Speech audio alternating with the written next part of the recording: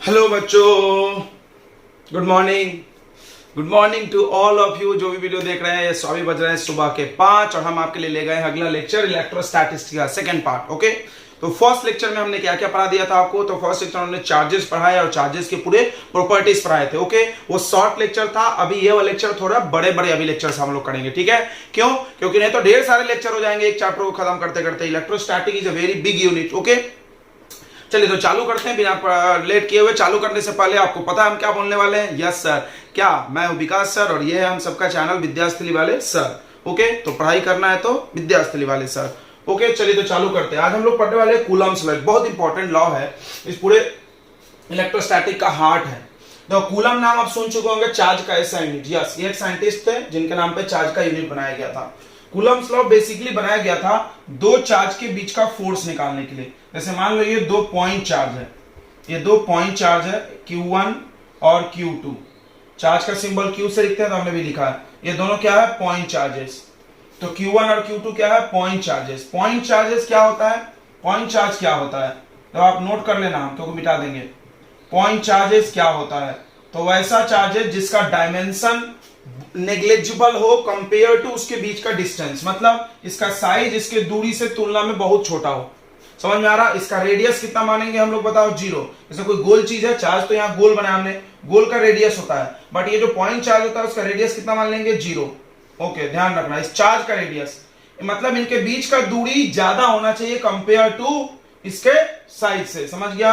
तो point charges क्या है? the charges, note कर लो, the charges having their dimension negligible as compared to distance between them। जिसका dimension negligible है उनके बीच के डिस्टेंस के तुलना में। इन दोनों के बीच के डिस्टेंस का मैग्नीट्यूड r है। अब अगर ये दोनों पॉजिटिव चार्ज है मान लो, तो क्या होगा? प्लस प्लस क्या करता है? एक दूसरे को रिपल्सन, इधर ये रिपेल करेंगे। ये इसको फोर्स से धक्का मारेगी F, उतना ही फोर्स से ये भी इसको धक्का मारेगी F। अगर मान लो ये दोनों अनलाइक चार्ज होते, जैसे प्लस Q1 या माइनस Q2, तो क्या करते? ये एक दूसरे को अट्रैक्ट करते सेम फोर्स से। ये इसको जितने फोर्स से अट्रैक्ट करता है ये भी उसको उतने ही फोर्स से अट्रैक्ट करता। डिस्टेंस r ही है, तो ये अनलाइक चार्ज है।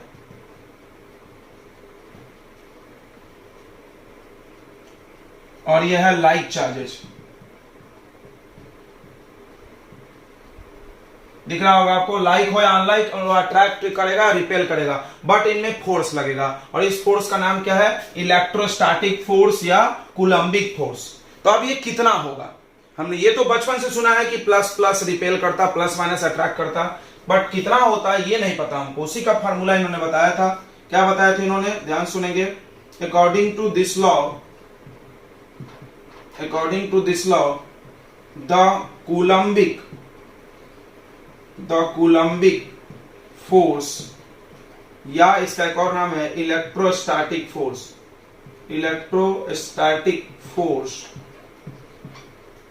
वो फोर्स क्या हो सकता है? या तो अट्रैक्शन का हो सकता है,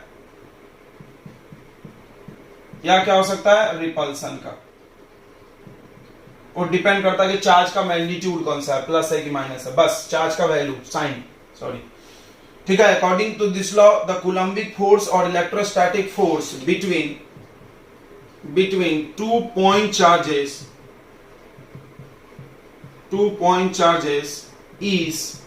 इज के बाद देखो first point, is directly proportional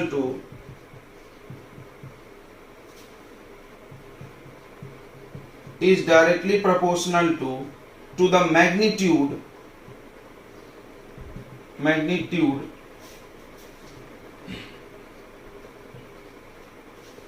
magnitude of both charges। Magnitude of both charge, दोनों चार्ज का मैग्नीट्यूड लेना है। देखो, साइन नहीं लेना है, चार्ज के साइन से कोई मतलब नहीं हमको। बस अट्रैक्शन रिपल्सन ये तुम अपने मन से सोचना, यहां नहीं पता चलता भाई। इन्होंने बोला था कि F जो होगा, F का भी जो मैग्नीट्यूड निकलेगा, फोर्स का वैल्यू निकलेगा, डायरेक्शन नहीं, इस लॉ से, is directly proportional to magnitude of Q1 charge और मैग्नीट्यूड ऑफ Q2 चार्ज। मतलब चाहे प्लस प्लस हो चाहे प्लस माइनस, फोर्स का आंसर सेम ही आएगा, दूरी अगर सेम है तो। हाँ, कूलम लॉ से तुमको डायरेक्शन नहीं पता चलेगा बच्चों। अभी वेक्टर फॉर्म में लिखेंगे तो बड़ी पढ़ता भी चल जाएगा। ये स्केलर फॉर्म में हम लोग पढ़ रहे हैं, ये कूलम्स लॉ हम लोग स्केलर फॉर्म में पढ़ रहे हैं, इसमें कोई डायरेक्शन का बात नहीं होगा। वेक्टर फॉर्म हम अभी पढ़ाएंगे थोड़ी देर में, उसमें डायरेक्शन आएगा। तो इस फॉर्मूला में मैग्नीट्यूड लेना है, पहली बात ध्यान रखो। दूसरा, इनवर्सली प्रोपोर्शनल टू inversely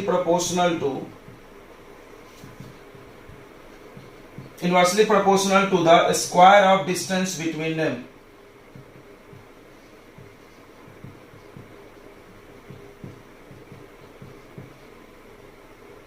तो स्क्वायर ऑफ डिस्टेंस वाला तो तुमको और भी एक जगह मिला है, ग्रेविटेशनल लॉ में मिला होगा, 9th में पढ़े होंगे या 11th में, G(m1 m2 by r square.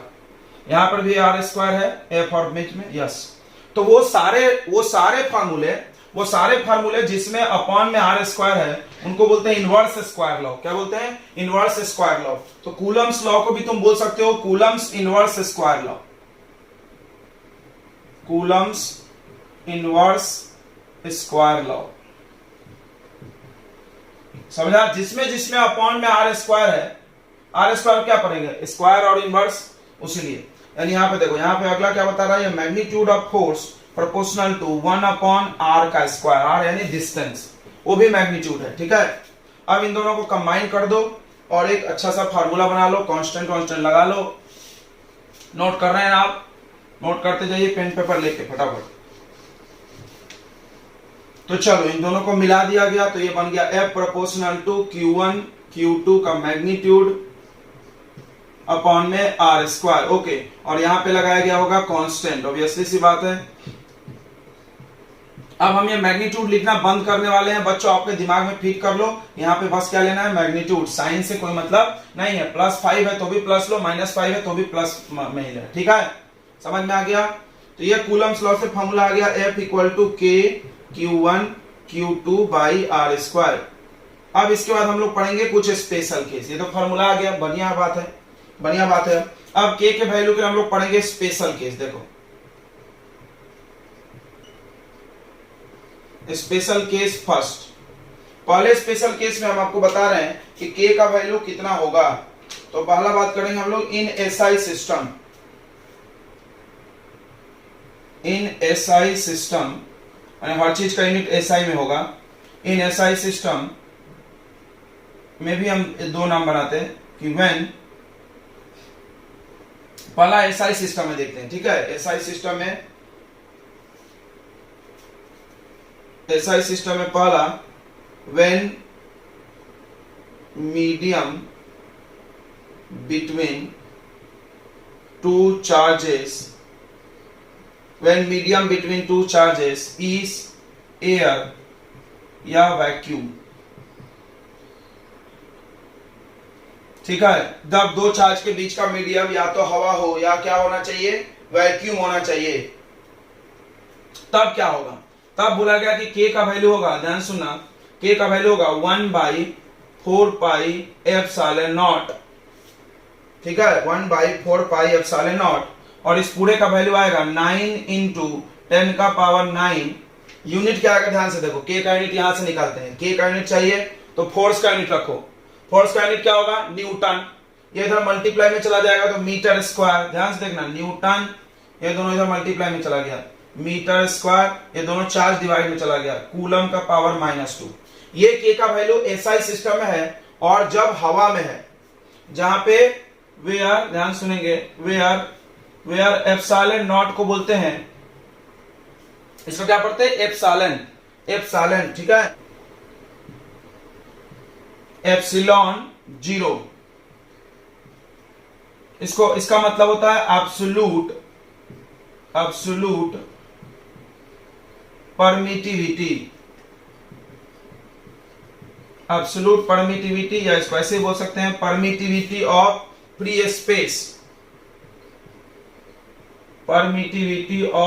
Space, या एयर, परमिटिविटी ऑफ एयर या फ्री स्पेस, दोनों नाम इसी का है। मतलब स्पेस और एयर का परमिटिविटी लिया गया यहाँ पे। ठीक है, परमिटिविटी क्या होता है? कोई पूछ दिया व्हाट इज परमिटिविटी, ध्यान सुनना, ये मिटा दें, छाप लिया आपने। परमिटिविटी क्या है?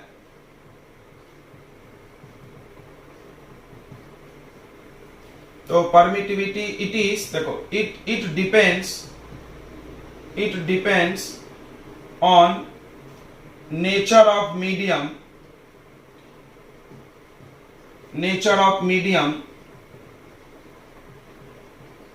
Surrounding the charges.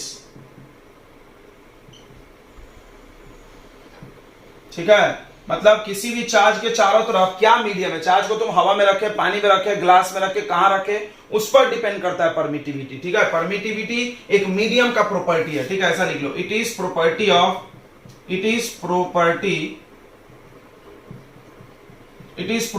Of medium. किसी भी मीडियम का, माध्यम का प्रॉपर्टी होता है। जैसे मीडियम का प्रॉपर्टी तुमने पढ़ा होगा ना लाइट चैप्टर 10th में, तो एक प्रॉपर्टी होता था जो लाइट का स्पीड डिसाइड करता था, उसका नाम था तुम्हारा रिफ्रैक्टिव इंडेक्स। पढ़े हो ना, रिफ्रैक्टिव इंडेक्स पढ़े होंगे सबने, कि किसी का डायमंड का रिफ्रैक्टिव इंडेक्स ज्यादा, ग्लास का कम, मतलब ऐसा ऐसा रिफ्रैक्टिव इंडेक्स वहां पढ़ाया गया होगा, पानी का और कम, हवा का और कम। उससे क्या डिसाइड होता था, लाइट का स्पीड। डायमंड में लाइट सबसे स्लो चलता है, क्यों? क्योंकि उसका रिफ्रैक्टिव इंडेक्स ज्यादा है, बराबर। और हवा में सबसे फास्ट लाइट चलता था, क्यों? क्योंकि उसका रिफ्रैक्टिव इंडेक्स क्या है, कम है। तो उसी तरह ये परमिटिविटी भी डिसाइड करता है, ध्यान सुन लो, permittivity of medium decide the electrostatic force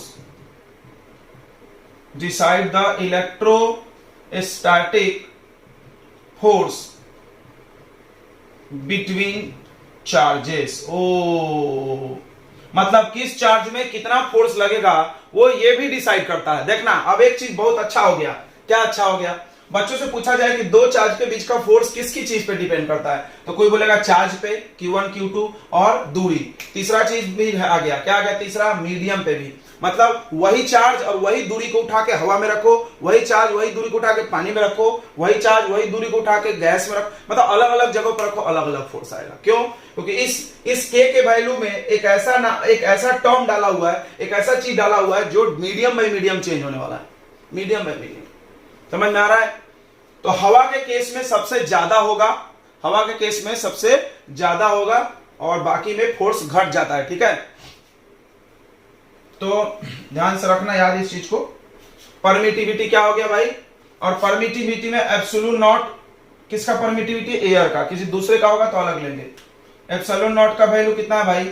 इसका वैल्यू आता है 1/4 पाई एप्सिलॉन नॉट। ऐसा देखा ना तुमने? ध्यान से देखो, तुमने अभी देखा 1/4 पाई एप्सिलॉन नॉट का वैल्यू कितना था? 9 × 10⁹ राइट। ये तो याद हो जाता है एक बार में, 9 है। तो इसको इधर ला लो, तो एप्सिलॉन नॉट का वैल्यू निकाल लेंगे यहां से। तो एप्सिलॉन नॉट का वैल्यू आएगा 8.85 × 10⁻12। ये लर्न करने की कोई जरूरत नहीं है, ऐसे बता रहे हैं तुमको, ऐसे बता रहे हैं। बस तुमको ये याद होना कि K का वैल्यू हवा के लिए इतना है भाई, इसको ऐसे लिखते हैं 1/4 पाई एप्सिलॉन नॉट, नहीं तो ऐसा।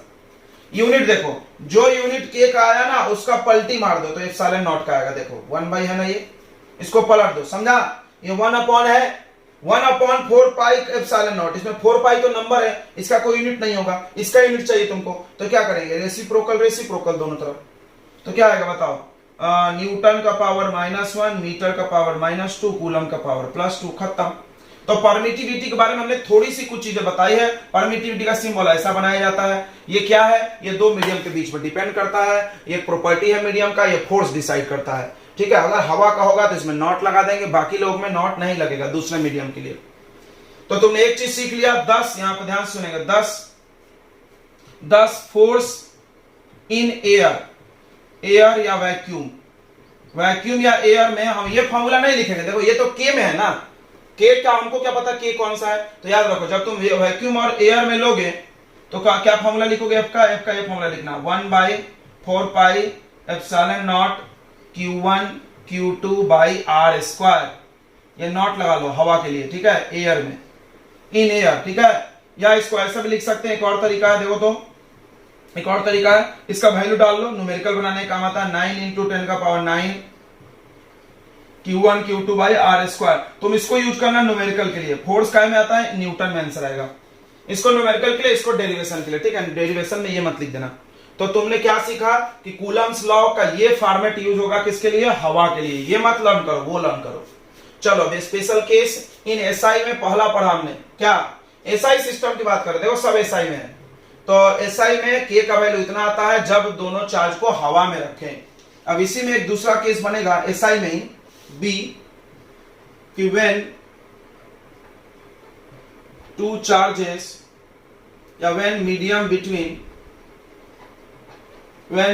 बिटवीन टू चार्जेस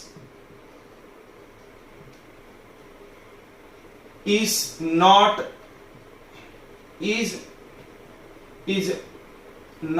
air या वैक्यूम, एयर या वैक्यूम नहीं है तब, मतलब कोई दूसरा मीडियम है, पानी, कांच, कुछ भी दूसरा यार, कुछ भी हो सकता है, कहीं रख दो तुम, लकड़ी में रख दो, कांच में रख दो, पानी में रख दो, ये मिटा दे। तो तुमने एक फॉर्मूला सीखा है, ये परमिटिविटी मेरा जगह खा रहा है, इसको मिटा दो। तो परमिटिविटी क्या है, ये बीच में ऐसे हमने लिख दिया था, हमको इतना ही पढ़ाना था, वो तो एक्स्ट्रा हमने पढ़ा दिया। तो देखो अब बोला गया कि जब ऐसा हो जाएगा तब के का वैल्यू ऐसा लिखना, के का value 1/4 pi epsilon nought into epsilon r. एक नया टर्म इसमें आ गया ई आर।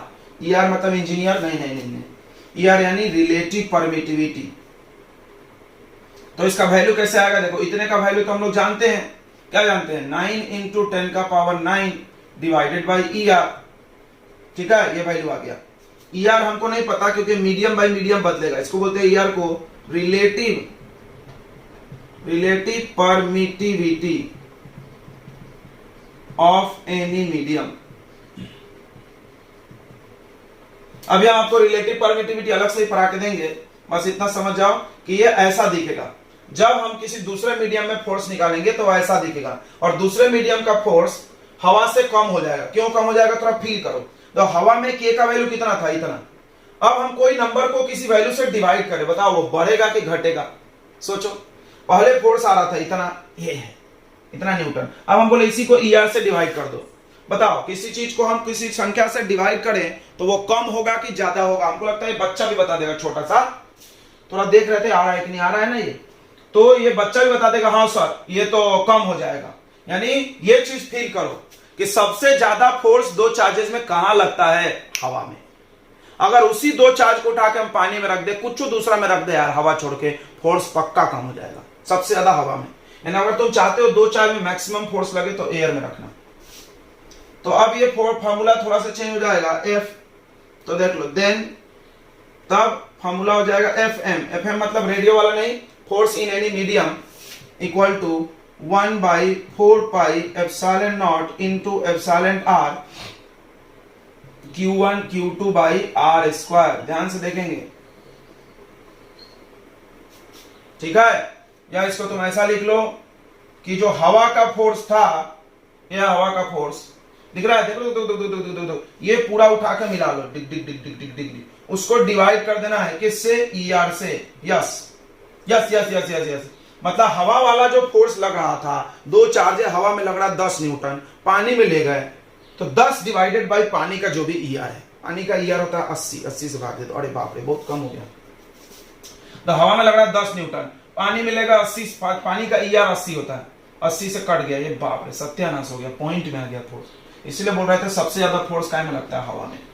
तो तुम यहाँ दो ज्ञान सीखे, तुम ऐसा कॉपी के साइड में ज्ञान हेडिंग लगाते जाओ, GYA ज्ञान।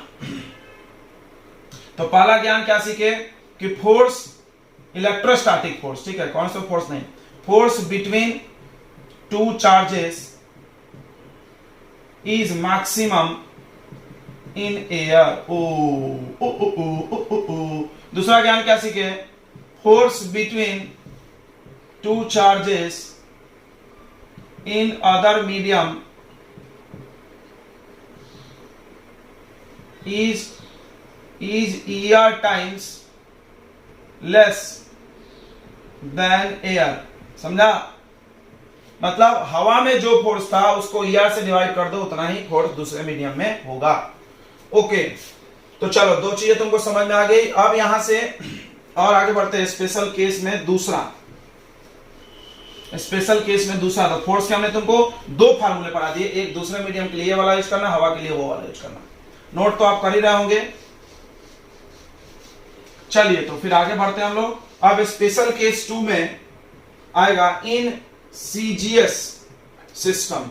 सीजीएस समझता होगा, सेंटीमीटर ग्राम सिस्टम। सीजीएस में फोर्स का यूनिट क्या होता है? डाइन। फोर्स का यूनिट क्या होता है बच्चों? डाइन। तो सीजीएस सिस्टम में के का वैल्यू 1 होता है। इसमें अलग अलग नहीं निकालेंगे, तुमको समझ ही गया ना। इसमें भी ऐसा नहीं कि हवा में ऐसा ऐसा नहीं, 1 होता है 1। अरे बाप रे क्या कर रहे हो सर। हाँ तो फोर्स कितना आएगा बताओ? फोर्स का फॉर्मूला आएगा, फोर्स का फॉर्मूला कितना आ जाएगा? फोर्स का फॉर्मूला आ जाएगा Q1 Q2 by r square. अभी पढ़े थे ना तुमने, हम लोग यहां से कर रहे हैं। देखो ये फॉर्मूला ब्रैकेट में लिख के रख लो, ये मिटा दो। F का फॉर्मूला क्या? Q1 Q2 K Q1 Q2 by r square. ये कूलम के हिसाब से हमने निकाला था, फिर K क्या क्या होगा वो पढ़ा रहे हैं। तो K होगा सीजीएस में 1। अब यहां से जो ये फोर्स आएगा ऐसा आएगा, K1 डाल दो, डाइन में आएगा। लेकिन ओके ये चीज समझ गया।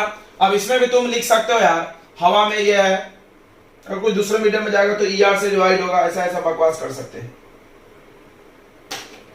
किसी भी दूसरे मीडियम में जाएगा तो ये एयर के लिए है। एयर बोले तो वैक्यूम भी आता, ठीक है, ध्यान रखना। अब चलो यहां एक क्वेश्चन पूछा जाता है, define 1 coulomb charge. 1 coulomb charge का डेफिनेशन बताओ इस कूलम्स लॉ से यूज करके।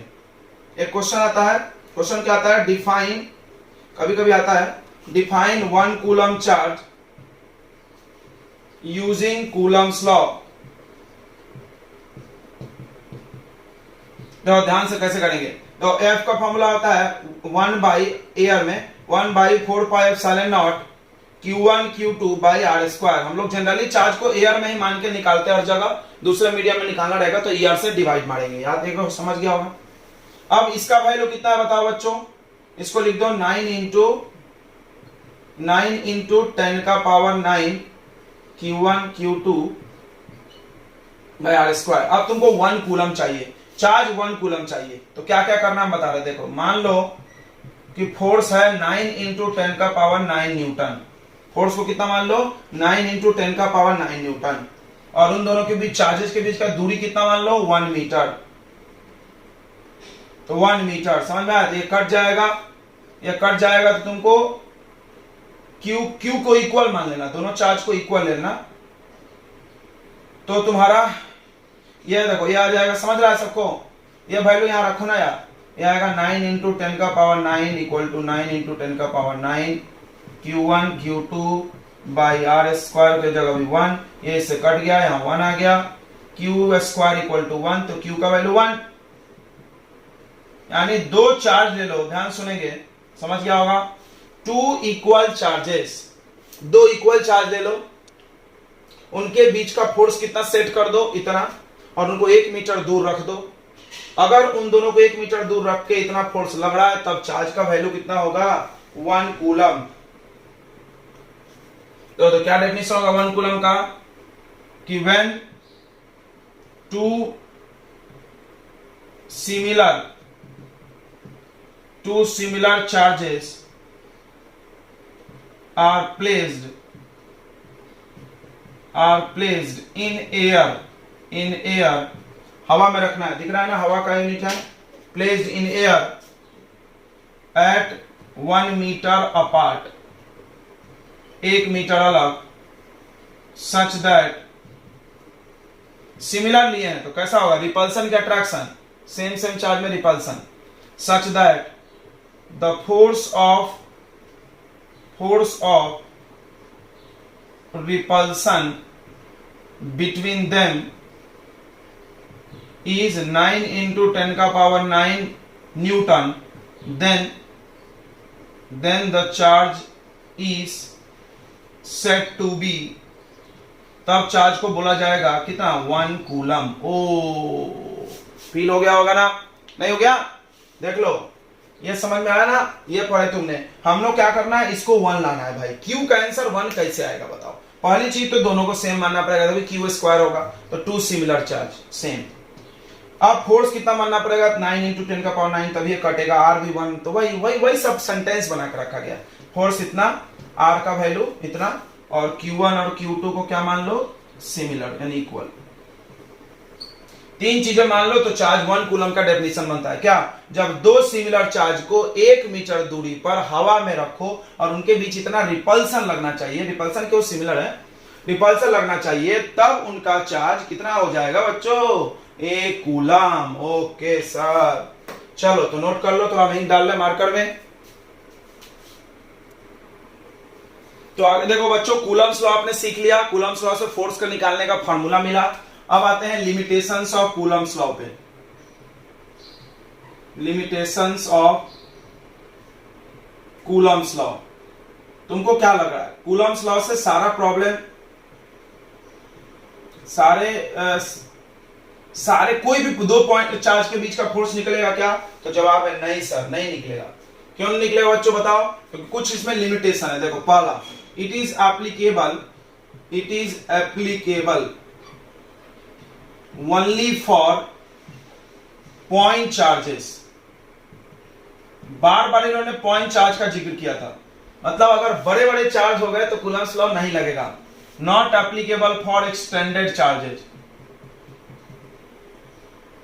Not applicable for extended charges, बड़े चार्जेस के बीच के लिए एप्लीकेबल नहीं है, पहली बात। दूसरा ध्यान से सुनना, it is applicable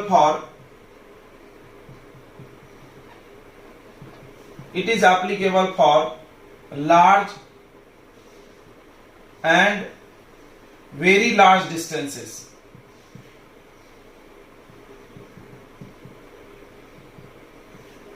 large and small लिखो, लार्ज एंड स्मॉल डिस्टेंस है। थोड़ा इसको समझते हैं। देखो मतलब हम दो चार्ज को 1 सेंटीमीटर दूर रखे, लगेगा कूलम्स लॉ? लगेगा। आधा सेंटीमीटर लगेगा, और 1 mm लगेगा। जो भी डिस्टेंस तुमको आंखों से दिख रहा है उसमें कूलम्स लॉ लग जाएगा। हाँ, तो कहां नहीं लगेगा हम बता दो, वेरी स्मॉल। अब हम तुमको एक कहानी सुनाते। तुमने एटम देखा है ना बच्चों? Yes sir. एटम में न्यूक्लियस देखा है? Yes sir. उसमें क्या होता है, प्रोटॉन्स और न्यूट्रॉन्स। प्रोटॉन में कैसा फोर्स लगता था, होगा, तो प्रोटॉन पे प्लस चार्ज होता है, प्लस प्लस लगता होगा रिपल्सन। गलत जवाब, तुम गलत बोल रहे हो। क्यों? क्योंकि हमने तो सुना है न्यूक्लियस में अट्रैक्शन का फोर्स होता है, सब एक दूसरे को पकड़ के रखते हैं, इसको बोलते हैं न्यूक्लियर फोर्स। तो वहां पे कूलम्स लॉ कहां गया, फीस हो गया। वहां कूलम्स लॉ नहीं लग रहा, क्योंकि अगर वहां लगता तो प्रोटॉन एक साथ क्यों चिपके होते, जबकि प्रोटॉन पे कैसा चार्ज होता है, प्लस चार्ज। तो वहां कूलम्स लॉ फेल, यानी वेरी स्मॉल पे।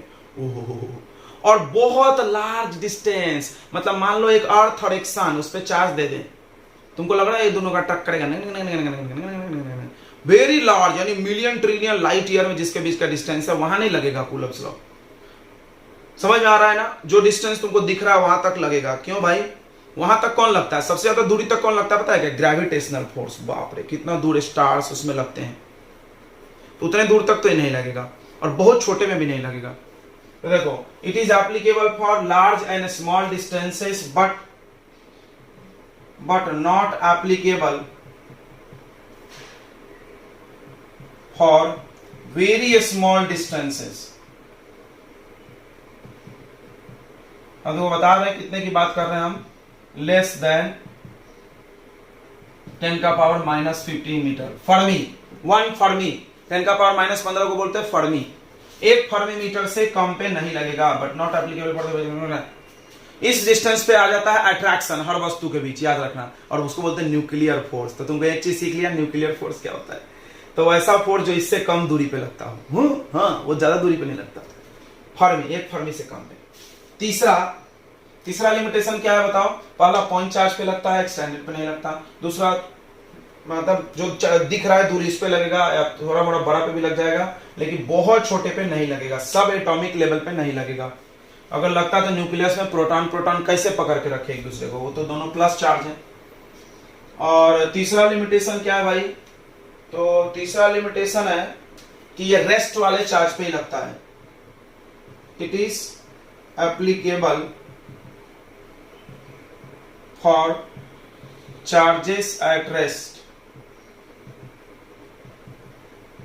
Not for motion.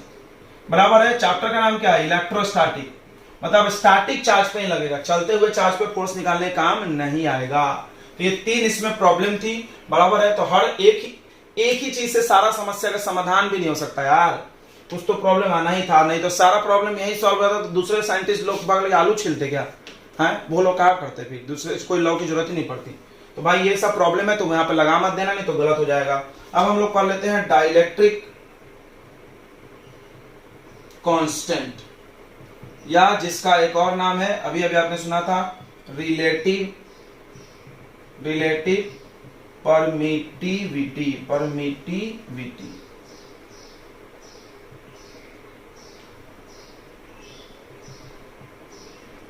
ठीक है, रिलेटिव परमिटिविटी की जब नाम लिखना तो ER सिंबल यूज करना, डाइलेक्ट्रिक कांस्टेंट जब नाम लिखना तो सिंबल किए। देखो नाम भी दोनों अलग है, सिंबल भी दोनों का अलग है, लेकिन बंदा एक ही है। क्या बात कर रहे हैं सर, हाँ बंदे हैं हम उसके, याद रखो किसके, इलेक्ट्रोस्टैटिस्टिक्स के। तो अब देखो ध्यान से समझने, इससे कहानी क्या होती है अभी हम समझा दिए थे, फिर भी एक बार अलग से पढ़ना पड़ता है, बहुत इंपॉर्टेंट है ये। दो चार्जेस है, पॉइंट चार्जेस Q1 और Q2, ध्यान समझ लेना। दो चार्जेस है, पॉइंट चार्जेस Q1 और Q2 r डिस्टेंस पे हमने रखा है। पहले हमने रखा इसको एयर में, क्या में रखा है इसको उठा के एयर में। तो ये दोनों लाइक है, तो एक दूसरे को क्या करेंगे, रिपेल कर रहे हैं F फोर्स से। ये इस पे F फोर्स लगा रहा, ये इसको भी F फोर्स है, F न्यूटन फोर्स से धक्का मार रहा है। अब इसके बीच का फोर्स कितना होगा, तो बताओ। Force between Q1 and Q2 in air. Air के लिए फोर्स के लिए नॉट लगाना है, बताया था हमने 1/4πε0 Q1 Q2 का मैग्नीट्यूड अपॉन r²। जी सर, इसको इक्वेशन 1 मानिए। अब इसी चार्ज को उठा के तुम यहां ला दो और उतना ही दूरी रखना जितना रखे, कुछ मत छेड़ना। देखो r मत चेंज करना, Q1 Q2 मत चेंज करना, बस इसका मीडियम चेंज करो। Duck duck duck duck duck duck duck पानी में डुबा दिए, किसी दूसरे मीडियम में रख दिए, समझ रहा है, किसी दूसरे मीडियम में रख दिए, तो भी एक दूसरे को रिपेल कर रहा होगा, यस कर रहा होगा। ज्यादा फोर्स से कि कम, तो इससे कम। तो ध्यान से देखना, force between Q1 and Q2 in other medium. हम पानी की बात नहीं करेंगे, कोई भी दूसरा मीडियम हो सकता है। FM तो 1/4πε0, क्या बताया था हमने दूसरे मीडियम के लिए, ER। इस मीडियम का रिलेटिव परमिटिविटी कितना है, ER। Q1 Q2/r²। ओके, अब इन दोनों को कर दो डिवाइड। तुम्हें हेडिंग तो लगा लिया होगा, हेडिंग बीच में आ गया है थोड़ा सा।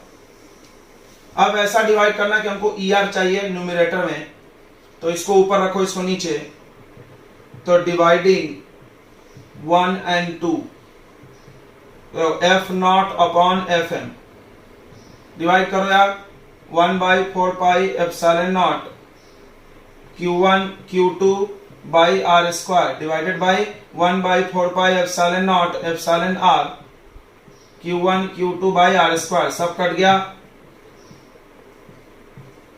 यहां क्या बचा, 1/r²। रेसिप्रोकल को ऊपर चला जाएगा, सॉरी 1/ER, रेसिप्रोकल ऊपर चला ER। तो क्या फॉर्मूला आ गया ER का, FM upon F0 equal to ER। Yes, यहां से लिख दो इसका डेफिनेशन, या इसी को बोलते हैं K, डाइलेक्ट्रिक कांस्टेंट। ठीक है, ध्यान से समझना, बहुत इंपॉर्टेंट बात है, बहुत इंपॉर्टेंट बात है भाई। ये चीज तो रट ही जाओ तुम, बहुत जरूरत पड़ने वाली है, बहुत ही ज्यादा।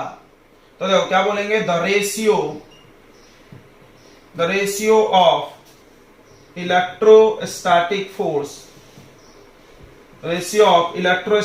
Force between two charges in air to the force between two charges in any medium is called ER या K। लिख लेना, ER का नाम, जगह कम है, रिलेटिव परमिटिविटी या डाइलेक्ट्रिक कांस्टेंट। हर इंसुलेटर के पास, याद रखना, हर इंसुलेटर के पास अपना डाइलेक्ट्रिक कांस्टेंट होता है। तो हम शुरू में बताया था कि पूरा का पूरा चैप्टर इंसुलेटर पे वैलिड है। क्यों भाई, क्योंकि अगर तुम कंडक्टर को चार्ज दोगे तो फ्लो हो जाएगा, बताया था ना, फर्स्ट डे फर्स्ट टॉपिक ये था। अगर तुम किसी कंडक्टर को चार्ज दोगे तो फ्लो हो जाएगा, तो इंसुलेटर को देना भाई। अभी हम सारी बातें तुमको यहां क्लियर कर देंगे, टेंशन मत लो। तो तुम्हारे पास एक फॉर्मूला आ गया। क्या फॉर्मूला आ गया भाई? कि हवा में जो फोर्स लगता है और किसी दूसरे मीडियम में फोर्स लगता है, उसी के रेशियो को बोलते हैं के या ER, एक ही बात है। के भी यूज कर सकते हैं हम लोग। अब यहां से एक चीज यहां निकाल लो, FM force in any medium, इसको इधर ट्रांसफर कर दो और इसको इधर ऐसे, तो क्या हो जाएगा F0 अपॉन ER या K। ओके, यानी इसका ये मतलब है कि किसी भी दूसरे मीडियम में जो फोर्स होगा वो हवा के फोर्स से K टाइम्स कम होगा। ध्यान सुन लेना। क्या फोर्स, सिर्फ इलेक्ट्रोस्टैटिक की बात कर रहे हैं, force between two charges in other medium is less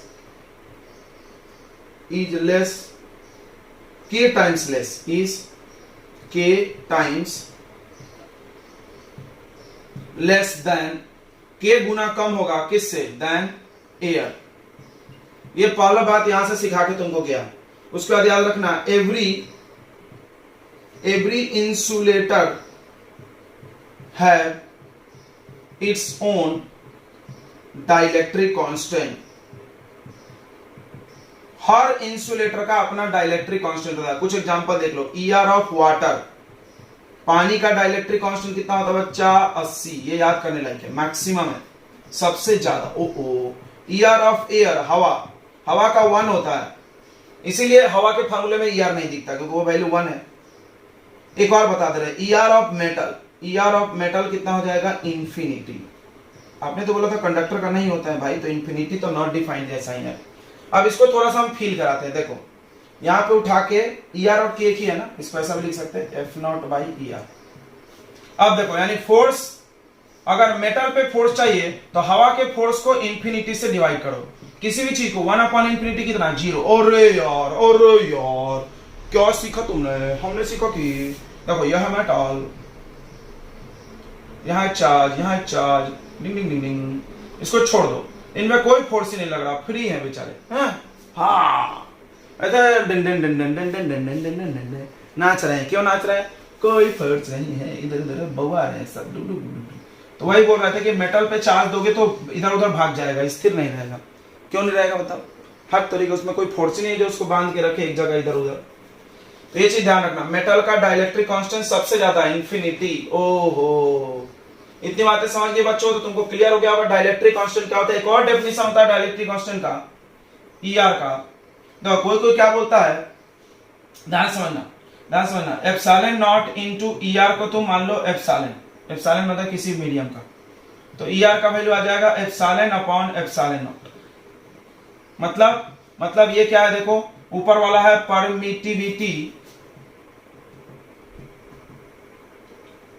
permittivity of medium, किसी भी मीडियम का परमिटिविटी, और नीचे वाला है परमिटिविटी ऑफ एयर, यानी किसी मीडियम का परमिटिविटी अपॉन एयर के परमिटिविटी को रिलेटिव बोलते हैं। देखो उल्टा, फोर्स में एयर ऊपर है, इसमें एयर नीचे है। ओ चलो जैसे तुम्हारी मर्जी, ये याद करो एक ही। ये ज्यादा यूजफुल है, उतना यूजफुल नहीं है, फिर भी दिया है तो जानना चाहिए। तो ये हो गया तुम्हारा डाइलेक्ट्रिक कांस्टेंट की पूरी कहानी खत्म। सबसे ज्यादा डाइलेक्ट्रिक कांस्टेंट किसमें है? पानी में। इससे कहानी है सुन लो, पानी में जब चार्ज को रखोगे तो सबसे ज्यादा घटेगा, 80 गुना घट जाएगा। इसीलिए तुम देखे होगे कि नमक को हम पानी में डालें, ध्यान सुनो, तुम जानते होगे नमक आयनिक कंपाउंड होता है, इनके बीच बहुत स्ट्रॉन्ग फोर्स होता है। अब स्ट्रॉन्ग फोर्स है, जैसे हम इसको वाटर में डालें, सबको पता है ये टूट के अलग हो जाता है। और इस सवाल का जवाब अगर बच्चा लेवल से पूछ लिया जाए तो उनका दिमाग ही चकरा जाएगा। और सर हवा में तो बड़ी मजबूती से बंधा था, बोल रहे थे ionic force is the strongest force. जब स्ट्रॉन्गेस्ट है तो पानी में जाके ऐसा कौन सा कांड हो गया कि ये फटाक से अलग हो गया? बोलो। तो भैया इसका जवाब है कि पानी के पास एक प्रॉपर्टी है जिसका नाम है डाइलेक्ट्रिक कांस्टेंट। और वो क्या प्रॉपर्टी होता है? तो वो एक प्रॉपर्टी है कि किसी भी चार्ज को उस मीडियम में रखोगे तो कितना तुमको कमजोर बनाएगा। तो पानी क्या करेगा? चार्ज को पावर को 80 गुना कमजोर कर देगा। टूट गया 80 गुना कम होगा तो टूट ही जाएगा ना, याद रखना। इसीलिए कोई भी चीज पानी में जाके अपने आयंस में टूट जाता है, अपने औकात में आ जाते हैं। यानी पानी बहुत अच्छा है यार, पानी क्यों ना वरदान है ब्रह्मा जी से। वो जैसा एक था ना, कौन था भाई, कोई एक राक्षस था यार, मेरे को याद नहीं, रामायण में जो इसके सामने कोई भी जाता था तो उसकी आधी शक्ति, हाँ बाली बाली याद आया, उसकी आधी शक्ति उस पर ट्रांसफर हो जाती थी, वो हो जाता था कमजोर और ये जीत जाता था। हाँ, तो पानी वैसा ही है, पानी में आप ऐसा उचक उचक के जाओगे, हम बहुत मजबूत है बहुत मजबूत है, भैया आपका 80%, आप जितना भी मजबूती से जाओ, आप 100 न्यूटन जाओ तो आपका 80 कम हो जाएगा, 80%। आप 500 न्यूटन जाओ उसका भी 80% कम हो जाएगा, आप तो जाकर कमजोर होने वाले हैं, तो आप जीत नहीं सकते वहां पे, याद रखो। पानी बाली है, यह पानी बाली हो गया। चलो आगे बढ़े, तो आगे पढ़ना है coulomb's law in vector form. देखो coulomb's law in vector form is very important आगे के लिए, तो तुमको वो सीखना चाहिए। अगला हेडिंग लगा दो, Coulomb's law in vector form. तो मेरा एक क्वेश्चन है, क्वेश्चन क्या है कि देखो तुमने फोर्स पढ़ा, यस फोर्स क्या पढ़े, हवा में ये पढ़े 1/4πε0 Q1 Q2 by r square. What is your question sir, बताओ फोर्स कैसा क्वांटिटी है, वेक्टर। इसमें देखो ये सब तो नंबर है तो स्केलर ही होगा। चार्ज कैसा क्वांटिटी है, स्केलर। ये डिस्टेंस कैसा है, स्केलर। तो इधर जब सब स्केलर है तो इधर वेक्टर कैसा पैदा होगा भाई, राक्षस के खानदान में राम जी कहां से पैदा हो गए मतलब ये तो पूरा राक्षस के खानदान है। Scalar can not be equal to vector, मतलब ये फॉर्मूला है गलत। गलत गलत बता दिया भैया, गलत मतलब इसमें मैग्नीट्यूड है, डायरेक्शन किधर है। मतलब तुमने क्या पढ़ा, ये स्केलर पढ़ा, तुमने ये स्केलर चीज निकाला। स्केलर मतलब ओनली मैग्नीट्यूड है, इसमें क्या जोड़ना पड़ेगा, डायरेक्शन। मैग्नीट्यूड प्लस डायरेक्शन मिलके वेक्टर बनेगा, समझ में आ गया ना। तो जो तुम अभी पढ़े वो scalar form of Coulomb's law था, स्केलर रूप में, वेक्टर रूप में लाना यार। क्यों लाओ सर, क्योंकि इधर क्या चाहिए तेरे को, वेक्टर। वेक्टर चाहिए तो वेक्टर होना है। कोई भी फॉर्मूला देखो, F equal to ma, force vector scalar vector, इधर वेक्टर इधर वेक्टर होना चाहिए ना भाई, ये तो असंभव है ना, इधर नहीं है। समझ में आ रहा हो ना मेरी बात, यस सर। ये तुमने स्केलर पढ़ लिया, मतलब ये मैग्नीट्यूड निकाला तुमने, बार बार बोल रहे थे मैग्नीट्यूड निकलेगा मैग्नीट्यूड निकलेगा, डायरेक्शन कहाँ है, मतलब हमको डायरेक्शन और मैग्नीट्यूड दोनों आना चाहिए ना फार्मूले से, क्योंकि वेक्टर चाहिए तो दोनों आना चाहिए। यस, तो चलो निकालते हैं यार दोनों। चलो, तो Coulomb's law in vector form इसलिए पढ़ाया जाता है ताकि वो कूलम्ब्स लॉ में जो आपने स्केलर फॉर्म में पढ़ा था वो थोड़ा ठीक हो सके। तो देखो इसको हम लोग समझने के लिए कोऑर्डिनेट ज्योमेट्री का इस्तेमाल करेंगे बच्चों। ये है आपका एक्स एक्सिस और ये है वाई एक्सिस, समझ ही रहा होगा। हमने यहां पर दो चार्जेस रख दिया, तो कोऑर्डिनेट ज्योमेट्री में क्या फायदा होता है, पूरा वेक्टर वेक्टर दिखा सकते हैं। यहां पर दो चार्जेस रख दिए, एक चार्ज रख दिया Q1 और एक चार्ज रख दिया Q2। इस चार्ज का ओरिजिन से पोजीशन वेक्टर, समझता होगा पोजीशन वेक्टर क्या होता है, पोजीशन वेक्टर वैसा वेक्टर जो किसी भी पॉइंट का पोजीशन बताता हो, किसके रेस्पेक्ट में, ओरिजिन के रेस्पेक्ट में, बराबर। पोजीशन वेक्टर समझता है ना, यस सर। ओरिजिन से अवे की तरफ होता है हमेशा, और इसका पोजीशन वेक्टर है R2। सब हम वेक्टर बना रहे। अब क्या हुआ, अगर तुम यहां से यहां डिस्प्लेसमेंट करोगे, तो अगर तुम इधर डिस्प्लेसमेंट करोगे तो डिस्प्लेसमेंट का नाम हो जाएगा R क्या 1 से 2 की तरफ, R12 वेक्टर। अगर तुम इधर से इधर आओगे ये हो जाएगा R21 वेक्टर, समझ गया। अब हम डिस्टेंस की जगह डिस्प्लेसमेंट की बात कर रहे हैं। व्हाट इज डिस्प्लेसमेंट, तुम पढ़े होगे चेंज इन पोजीशन, सबने पढ़ा है। R21 वेक्टर कैसे निकलेगा, R2 माइनस R1। दो पोजीशन वेक्टर को माइनस करो तो एक डिस्प्लेसमेंट वेक्टर आ जाता है, समझ ही गया होगा, यस सर। और R12 कैसे निकलेगा बताओ, R1 माइनस R2। ओहो, ये सब तुम पढ़े होगे यार बचपन में। AB वेक्टर कैसे निकलता है, OB माइनस OA, उल्टा लेते हैं ना, yes yes yes. OB minus OA मतलब AB, A से B गए तो क्या करो, इसका पोजीशन वेक्टर माइनस इसका पोजीशन वेक्टर। O क्यों लगा दिया, ओरिजिन से है तो ये हो गया। दो चार्जेस हम मान लिए, देखो ऐसा लिखना भी पड़ेगा, let two charges Q1 and Q2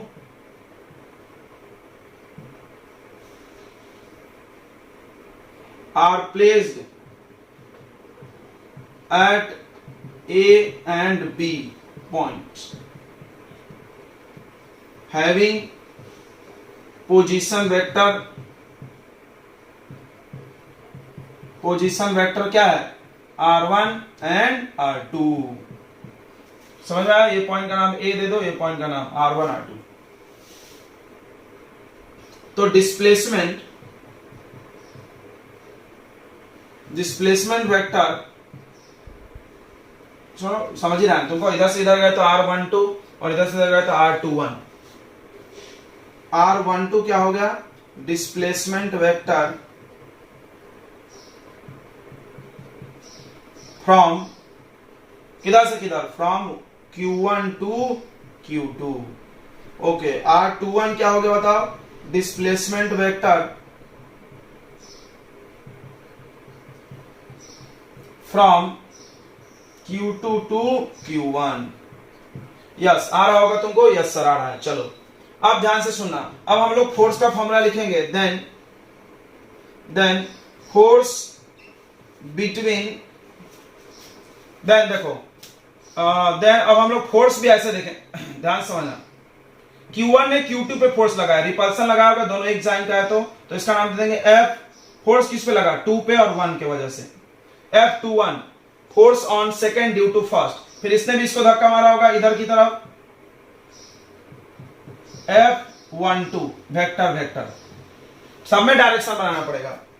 then force on Q1 due to Q2, याद रखो Q1 पे फोर्स Q2 को वजह से, यानी F12 12 ध्यान से फील करो। Q1 ने Q2 को धक्का मारा, Q1 ने Q2 को धक्का मारा, तो डिस्प्लेसमेंट किधर से किधर होगा, इधर होगा। Q1 ने Q2 को धक्का मारा, क्या मजे कर रहे हो, हाँ यार ऐसा होगा, ठीक है। Q1 Q2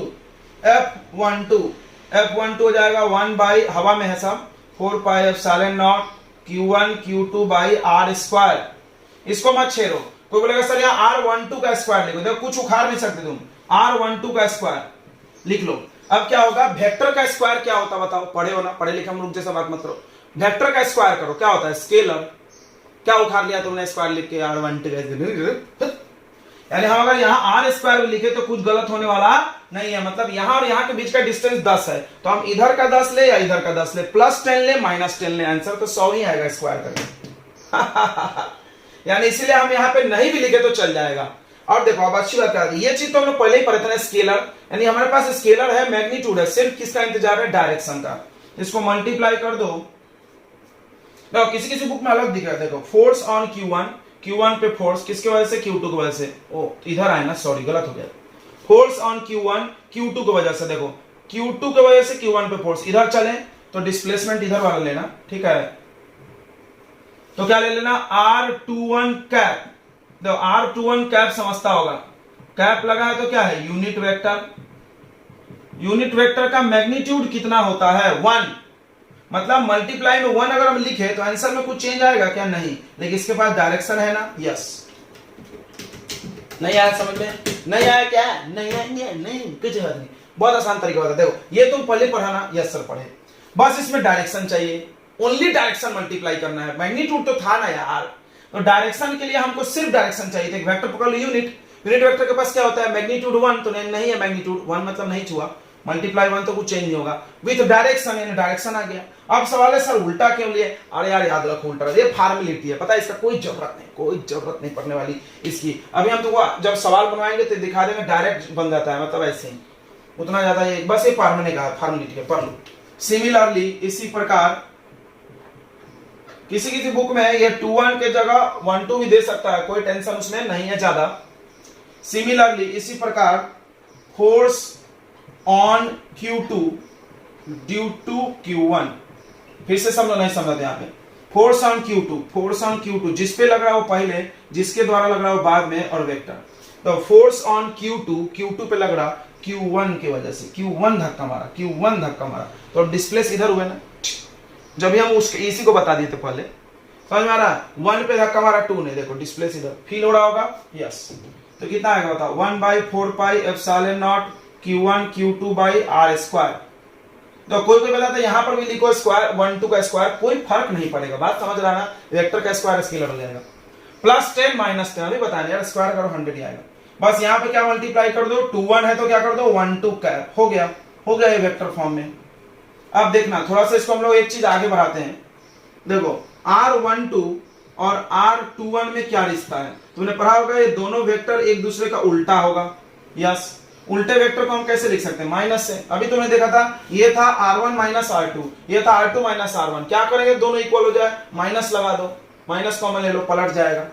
यानी हम इसमें ये चेंज कर सकते हैं, कर दो तो ये पुट कर दो, तो ये फॉर्मूला ऐसा दिखेगा, R21 vector equal to 1/4 pi epsilon nought Q1 Q2 by R square, और माइनस लगा के लिख देंगे हम R21। ये माइनस सामने चला जाएगा,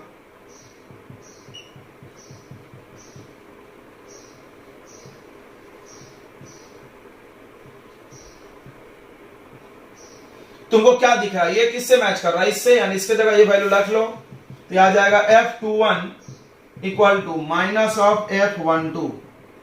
wow, this is Newton's third law, action equal to reaction, सही है ना। इसने इस पे जितना फोर्स लगाया, इसने जितना, यानी इसका मतलब that is both charges apply equal forces on other but in opposite direction, बराबर है ना, डायरेक्शन उल्टा होगा। ये इसको देख रहा है, माइनस का क्या मतलब है, तो पता होगा ना न्यूटन का third law, every action have equal and opposite, इसको पढ़ते थे, माइनस को अपोजिट पढ़ते थे ना। हाँ, तो both charges apply equal force on another charge but in opposite direction, देखो फील करो, अगर मान लो रिपेल कर रहा तो ये इधर नॉर्थ, तो ये साउथ, हाँ उल्टा। अब अट्रैक्ट कर रहा तो ये साउथ, तो ये नॉर्थ। ओहो, अट्रैक्ट में भी उल्टा दिख रहा होगा और रिपेल में भी, ठीक है। तो ये होता है खत्म कूलम्स लॉ वेक्टर फॉर्म, और इसके हम लोग न्यूमेरिकल करेंगे, प्रैक्टिस के लिए जरूर करेंगे, हर टॉपिक में हम लोग इजी न्यूमेरिकल तो जरूर करेंगे, हमने बताया था, तो अगले लेक्चर में करेंगे, ठीक है। और अगला लेक्चर इलेक्ट्रिक फील्ड में हम लोग चले जाएंगे, यस। तो कूलम्स लॉ एक बहुत बड़ा टॉपिक है, इसको एक लेक्चर में हमने पढ़ा दिया है, बहुत बड़ा अचीवमेंट है। कूलम्स लॉ पढ़ा दिए, डाइलेक्ट्रिक पढ़ा दिए, फिर उसके वेक्टर फॉर्म पढ़ा दिए, तीनों पढ़ा दिए यार, ओके, कोई बात नहीं है, नो रिस्क नो गेम। तो आगे बढ़ते हैं बच्चों, आप पढ़ाई करते रहिएगा, आपको पता ही हम यही बोलते हैं, आप पढ़ते रहो यार, पता है पढ़ाई मतलब मजा आता है यार पढ़ाई करने में, ओके, थोड़ा पढ़ते रहो। चलो ज्यादा नहीं बकवास करते, आप तो बड़े हो यार, इतना ज्यादा समझाने की क्या जरूरत है, आई नो कि तुम बड़े हो गए हो। चलो तो मिलते हैं अगले लेक्चर में with some new topics and new numericals. Okay बच्चों, गुड लक।